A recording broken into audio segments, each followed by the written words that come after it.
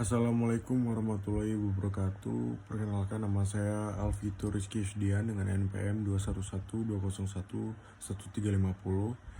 Kali ini saya akan menjelaskan terkait dari analisa saya mengenai UAS Hukum Pemerintahan Daerah. Ini mana pertanyaannya, Kanun Aceh nomor 4 tahun 2016 mengatur mengenai kekerasan seksual dan pemerkosaan yang dalam hal ini diatur dalam KUHP dan UU Tindak Pidana Kekerasan Seksual. Pertanyaannya, 1. Apakah UU Perda Aceh dapat ditetapkan tetap diberlakukan? Lalu apakah hal tersebut bertentangan dengan peraturan perundang-undangan lainnya atau dengan konstitusi? Yang kedua, bagaimana jika daerah yang bukan termasuk dalam daerah istimewa menerapkan perda syariah? Nah, di sini saya akan menjawab pertanyaan 1 dan 2. Pertanyaan 1 tadi saya jawab.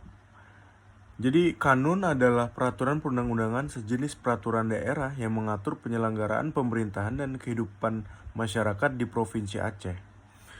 Kanun itu terdiri atas Kanun Aceh yang berlaku di seluruh wilayah Aceh. Mendagri Jojo Kumolo menjelaskan, setidaknya ada 2 syarat yang harus dipenuhi sebelum mengesahkan suatu perda. Syarat pertama adalah raperda tersebut tidak boleh bertentangan dengan UU. Biasanya perda yang diusulkan daerah itu dikonsultasikan ke Kemendagri. Apakah UU itu bertentangan dengan UU atau tidak saling tumpang tindih? Kedudukan kanun secara tegas diatur dalam UU nomor 12 tahun 2011 tentang pembentukan peraturan perundang-undangan bab 3. Termasuk dalam peraturan daerah provinsi adalah kanun yang berlaku di Provinsi Aceh dan peraturan daerah khusus atau Perdasus serta peraturan daerah provinsi atau Perdasi yang berlaku di Provinsi Papua dan Papua Barat. Karena posisi kanun setara dengan perda provinsi, kekuatan hukum kanun harus tetap sesuai dengan hierarki. Kanun tidak boleh bertentangan dengan UUD 1945. Kedudukan kanun secara tegas diatur dalam UU nomor 12 tahun 2011 tentang pembentukan peraturan perundang-undangan bab 3 dalam pasal 7 penjelasan poin F. Secara tegas disebutkan kanun setara dengan perda. Untuk pertanyaan yang kedua, saya ulangi ya, pertanyaannya kedua itu tentang bagaimana jika daerah lain yang bukan termasuk dalam daerah istimewa merupakan perda syariah. Nah, jawabannya yaitu tidak bisa.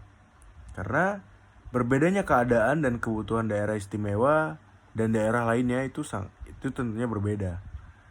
Tidak bisa memakai perda syariah kepada daerah lain yang bukan daerah istimewa. Peraturan daerah adalah peraturan yang dibuat atas dasar kewenangan atribusi dan delegasi. Artinya perda dapat dibentuk suatu waktu tanpa adanya perintah dari peraturan perundang-undangan di atasnya untuk memenuhi kebutuhan daerah masing-masing atas daerah kewenangan yang telah diberikan UU. Jadi tidak bisa diberlakukan karena setiap daerah mempunyai